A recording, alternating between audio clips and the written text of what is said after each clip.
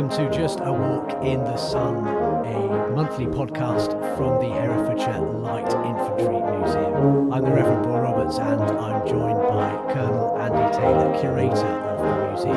And as the Haverhill Silver Band play on the Lincolnshire Poacher, which of course is the regimental quick march of the Herefordshire Regiment. Absolutely right, it is. Quite why Herefordshire has a Lincolnshire tune, we don't know, but it's a lovely piece of music played superbly. Absolutely, and it's got a great swing to it, and certainly as we are taking a walk in the sun today, I think it's going to be one of those earworms that will be going round and round. I'm sure you're right. Head. We have come out, we've come out of town. We're in the village of Withington this afternoon, east of Hereford, and we've come to have a look at the War Memorial. I think often for people, war memorials are where they an interest in the First and Second World War and the local people's involvement in those conflicts, where that really kicks off. Absolutely, and lots of people pass the war memorials almost on a daily basis, but probably only stop and look at them one day a year on the 11th of November. But there is so much information which can be gleaned from those war memorials. They're a history all of their own. They really started to appear in large numbers after the First World War and had the names of the fallen inscribed on the war memorial, and then after the Second World War the names of the fallen from that war, and of course the fallen from subsequent conflicts as well are included. And this war memorial at Withington has names from the First World War, Second World War, and one soldier that was killed in Northern Ireland as well in 1989. And here we are outside the war memorial, looking at the stone edifice. It's about 10 foot high with a stone base making 3 steps and about 8 feet across. And on it is inscribed an inscription to the memory of those individuals that were killed in the First World War. But war memorials were a new thing after the First World War.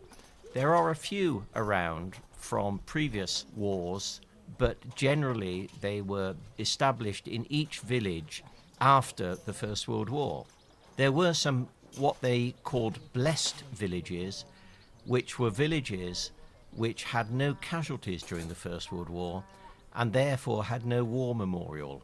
And there are 3 of these in Herefordshire, but of all the parishes that there are in Herefordshire, which I think, Paul, there are over 170? Yes, probably getting on for 200, depending on quite how you define a parish. Yeah. So of 200 parishes, only 3 had no casualties during the First World War, which gives an indication of how many casualties there were and how each parish suffered losses.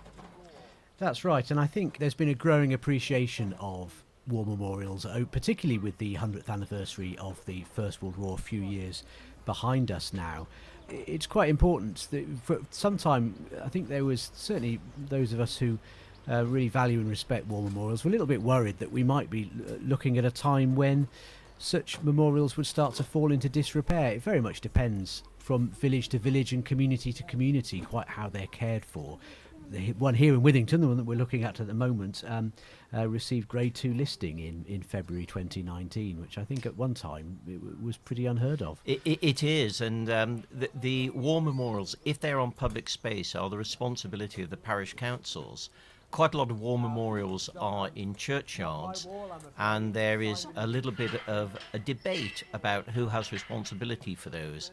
Obviously, neither party wants to take ownership in case they have to pay out money for them. It is a shame when that happens, but there is a national organisation, the War Memorials Trust, which will support the upkeep of war memorials. And if anyone is looking to restore a war memorial or clean it or do anything to it, then it's worth looking at their website because it gives a lot of useful information, and they also make grants available to support that.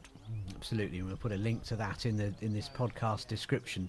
Now, Andy, if you were coming across this war memorial for the first time, I noticed it doesn't have full Christian names, full first names, which just simply initials and surnames. Can be a bit of a challenge, can't it, to the historian, or there's some wrinkles that we should know about? Yeah, absolutely. And all of the war memorials are different.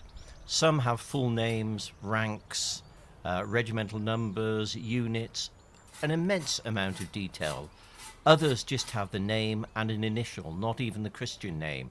So it makes it very difficult to research anyone on that war memorial, especially if it's a common name like W. Smith, for example. Or perhaps Davis might be a more Yeah. typical Herefordshire example. Yes, that's but right. Absolutely, it can be tricky.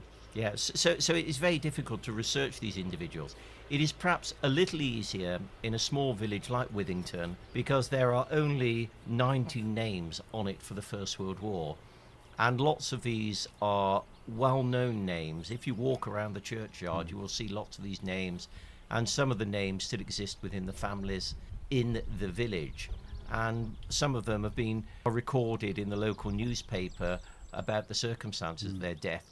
So it's a little easier, but if it is a big town and there can be hundreds of names on the war memorial, it's almost impossible then to track them down without additional details. Because the Commonwealth War Graves Commission have a searchable site, don't they, at www.cwgc.org? Yep. And you can search those by initials only, so that's helpful. Yes, you can, and they've got additional information on there, which is the next of kin, where it exists, but it doesn't exist in every case. I would think probably in 1 in 3 cases it will say son of Maud and Fred Smith or whatever, and may give their address as well. It may say of Withington or of Ledbury or wherever. So that then gives you a better idea, and it will also, in the majority of cases, give the number, rank, name and place of death. So then you've got almost all of the basic information you need then.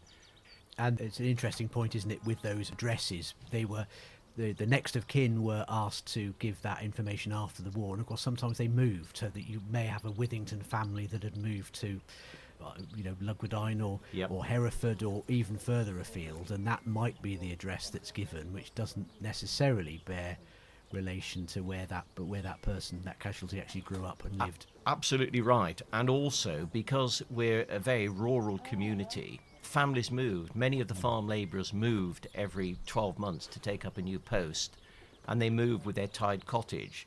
So they may be living temporarily or for short term in one village, but in another one in 12 months' time, and their family may have moved on.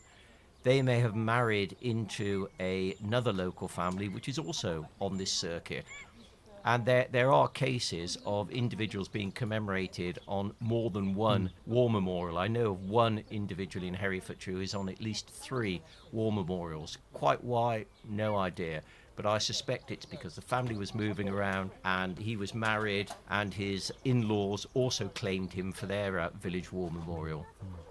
And quite how people's names get on war memorials is you would think would be a very straightforward thing, but that's not necessarily the case, is it? No, not at all. Each war memorial was built under different rules almost.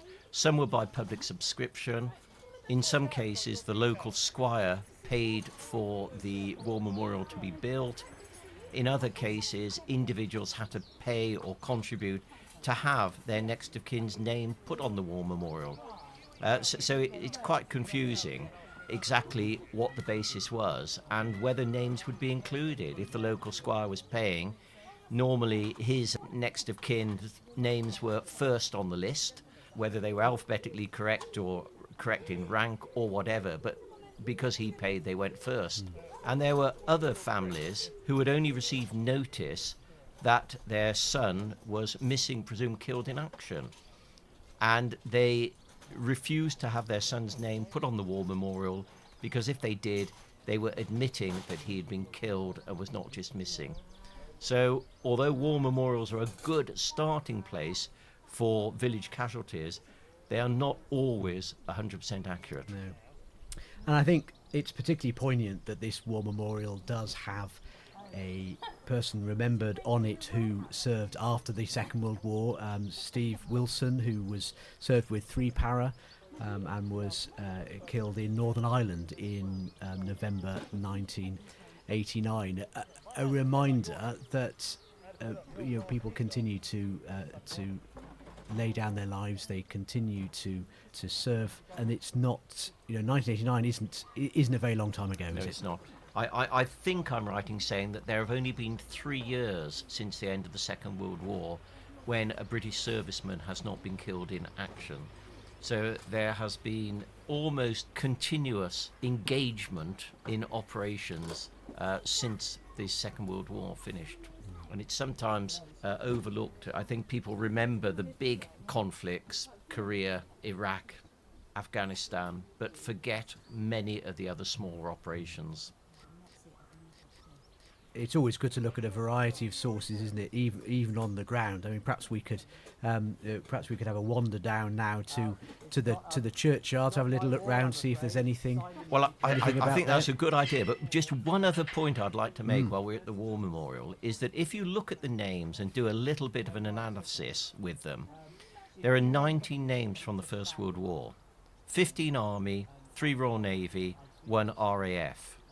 And 1 from the Great Western Railway, which I don't quite understand, but who knows. And then if you look at the Second World War, there are 11 names.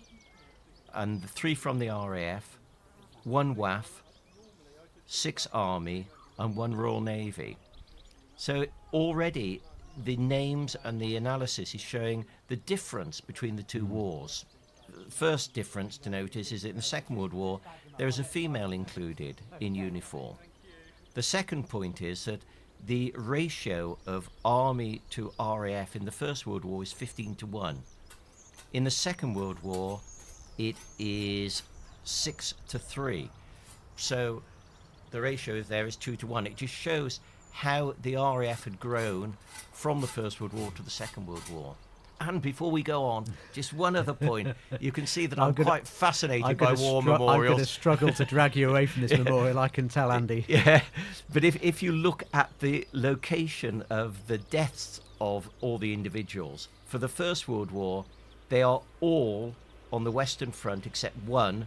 These are the army casualties, except for one who was killed at Gallipoli.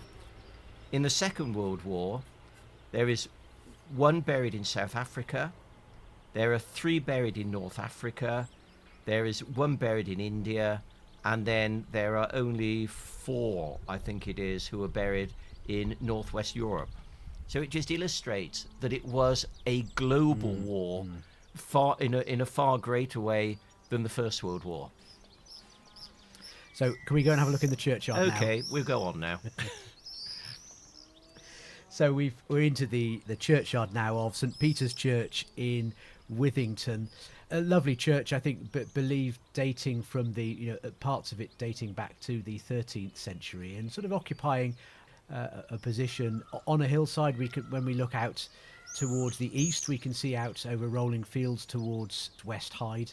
Strangely enough, because we're on a bit of a reverse slope here, the main part of the village is actually on the other side of the hill, and you can perhaps just see the spire of St Peter's from the main part of the village and the main road. But so it's a bit of a hidden gem. We spotted 2, or is it maybe 3 Commonwealth War Graves Commission 3 graves are in white, certainly originally Portland stone, and these certainly look like they're still those original Portland stone examples, simple white headstones. Many of you will have seen these in local churchyards. And so which ones are we looking at here, Andy? Well, there's 1 from the First World War and 2 from the Second World War. And the one from the First World War is to a soldier from the Royal Fusiliers, Henry John Mason, who died on the 1st of November 1918, 10 days before the guns fell silent. He may have died in an accident, through illness. It could have been the Spanish flu. It was just the start of it then. Or it might have been, he might have served overseas and been wounded but never recovered. So it's sad that it should be so close to the end of the war that when he died. And then the 2 from the Second World War, we mentioned that there was a female from Withington that was killed serving with the Women's Auxiliary Air Force, the WAFs. She's actually buried in the churchyard here, Evelyn Joyce Aldridge. There's a clue, isn't there, on the original war memorial itself. She's down as E. Joyce Aldrich, which sort of perhaps indicates that she was Joyce to the family, maybe. And a little bit of digging has turned up that she died of pulmonary tuberculosis, died of TB at Yatesbury RAF Hospital, and she'd been attached to number 40 group maintenance command at RAF Andover. And RAF Andover is somewhere that you know a little bit about, don't you? I served it when it was an army base. I'm not certain when it ceased to be an RAF base, probably in the late 60s, early 70s. But it was an army staff headquarters, and I worked there in you're testing me now. I am. I'm trying to work this out. 1984 and 5. I was there. It was a grass airfield, and I think it was the RAF Logistics Staff College or something like that in its last days with the RAF. But it is now, the airfield has been built on. It's just off the A303 if you're driving through Andover. It's been built on, and it's a massive industrial estate now. And the army headquarters is there now as well. Certainly that RAF Logistics would fit with Maintenance Command, because they were responsible for pretty much all the RAF's equipment except bombs and explosives. We don't quite know what leading aircraft woman Aldrich was doing there. She may well have been a clerk or a cook, or it's difficult, very difficult to know. I think that the females were also trained as engineer and fitters as well, because so she could well have been. There was such a shortage, and again, she died towards the end of the war. In fact, after VE Day, she died on the 10th of June 1945. So again, she'd seen victory in Europe. Victory in the Far East had not yet occurred. The sun's just gone in behind a cloud. I think maybe we perhaps have a little look inside the church itself. Yes, and I think so. See what else. I'm sure it will be open. So coming into St Peter's Church now, and straight away we can see on the where I get my bearings right. It must be the south wall. There is two quite large brass war memorials, which again tally with the names on the war memorial out on Valdo Lane. But the great thing here is that we've got a lot more information, haven't we, Andy? We've got we have. We've got units, full names, ranks, so an awful lot more information. And when I spoke earlier on about the analysis which I did, I was able to do that, of course, from the information on the internal war memorial. So I'm sorry, Paul, I jumped the gun a little bit by talking about the detail which actually wasn't on the war memorial. Andy's just being far too keen, as usual. You can see why he got the job as the museum's curator. I mean, I think whenever I look at a war memorial, you feel a number of things. There's a great sadness at the lives cut short. There's a pride as well in that service. There are a number of classic, I suppose, particularly if we look at the First World War memorial, classic actions and classic battles, both on land and at sea, that are reflected on there. I mean, we see the men from the Herefordshire Regiment there, which we'd rather expect, I suppose, in Herefordshire. The KSLI, which is the King's Shropshire Light Infantry, the Herefordshire Regiment were part of the family of the King's Shropshire Light Infantry. Yeah, I mean, the Herefordshire Regiment only ever being territorial if an individual from Herefordshire wanted to join the regular army, then the chances were he would go to the King's Shropshire Light Infantry. So a great link between the soldiers of Herefordshire and the soldiers of Shropshire. The KSLI, certainly. But we've got Navy men there, haven't we? We've got... Well, there are actually two who were on HMS Queen Mary. An interesting story. Queen Mary was sunk at the Battle of Jutland in last day of May 1916. And it's quite interesting how there should be two men from Withington both serving on the Queen Mary. And there is a story that when the First World War broke out in August 1914, that quite a few individuals tried to join the Herefordshire Regiment, but they were too slow, and the Herefordshire ranks were already filled up and there was no room for them. They were told by the recruiting sergeant, if you want to join the forces, go to Newport, they're recruiting people for the Navy. It would make sense in some ways for these two individuals to be part of that group. They would have gone together, they would have trained together, they could serve together. And of course, by May 1916, they would have been serving for almost 2 years. So they would be fully trained and deployable to sea. Yeah. Whether they were or not, I don't know. But I've heard that story from two different sources. So I suspect it is true. It would certainly make sense, wouldn't it? They're both down as ABs, able-bodied seamen, which mean they had done that, but that's not just the basic training, but they had qualified as proficient sailors. So certainly that would make sense. And of course, the Queen Mary, went down with a huge loss of life, didn't she? I mean, that was one of the great tragic losses of the Battle of Jutland. Yeah. And there's a third man as well who was killed at the Battle of Jutland with the Royal Navy on HMS Defence. So again, the Navy or the Battle of Jutland claimed 3 men from an inland county. Yeah. So that was Thomas Elmore on the Defence, and then on Queen Mary, George Lane, and Albert Scandrett.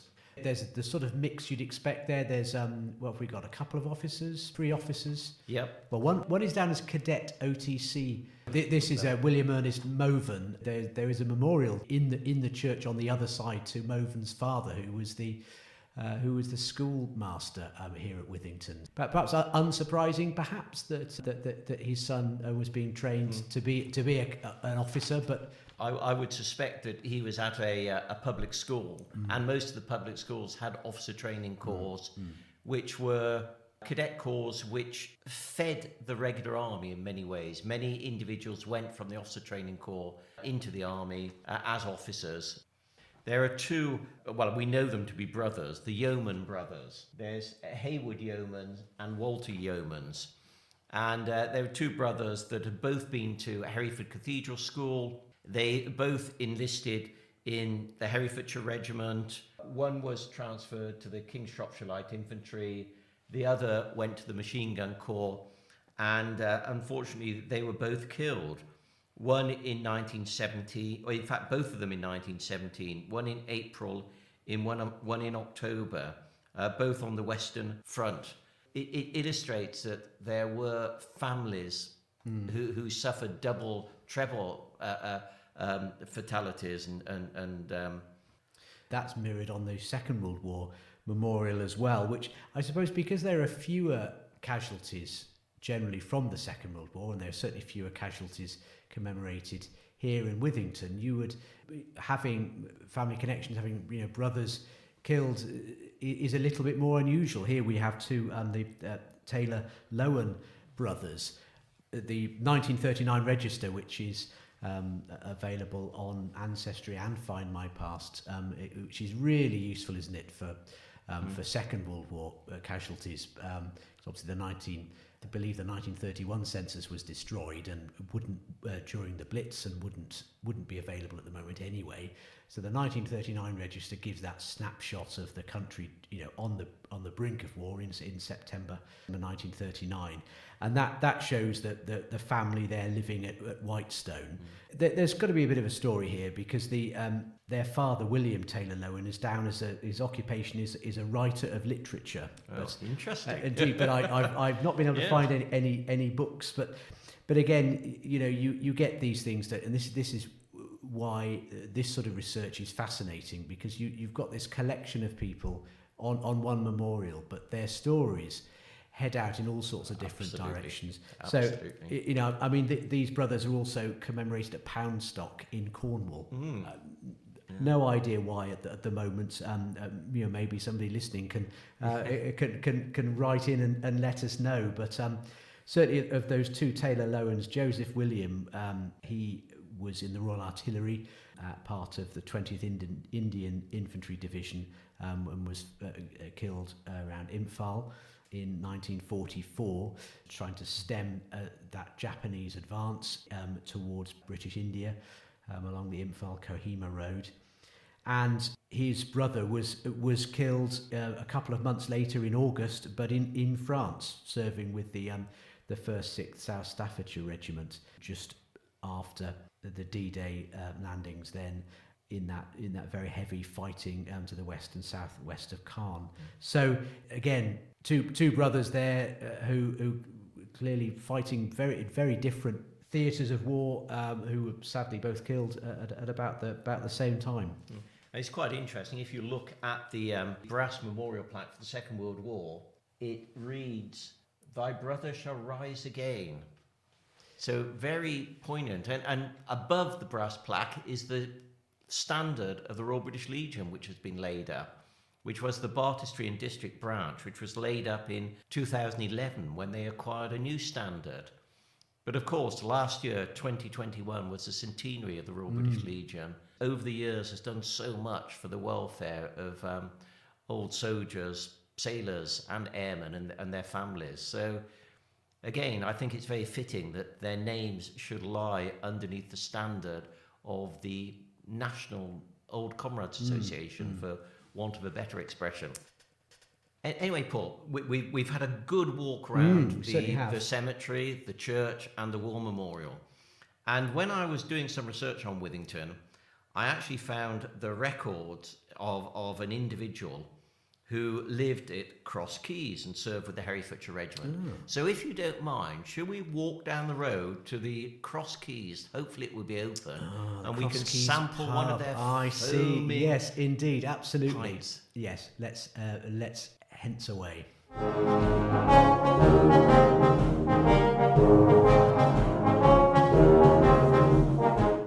Well, here we are then, Paul. I suppose I'm buying the beers again, am I?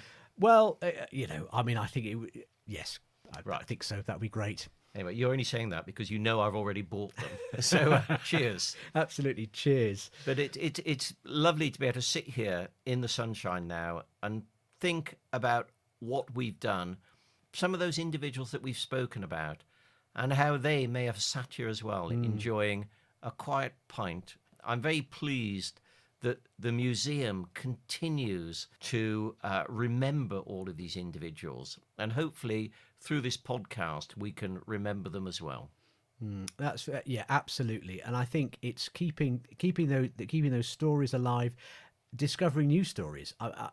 Some of these things that we when we look through the archives, when we speak to people whose parents, grandparents fought with the regiment and with other units in the county as well. I think hearing some of those and getting them together, interpreting them a little bit, and being able to share those with the wider public is absolutely brilliant. It's what it's excellent. all about. And I think that's a really good taster to put it, floating the fly across the fish's nose for those individuals to listen in again and hear some more of those interesting stories which we've discovered.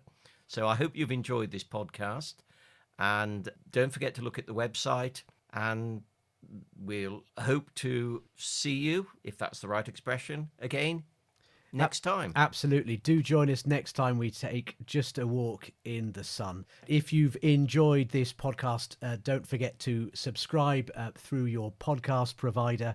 Do check out all the updates on our website, the details of which are on the podcast description. So do join us next time we take just a walk in the sun. Thank you.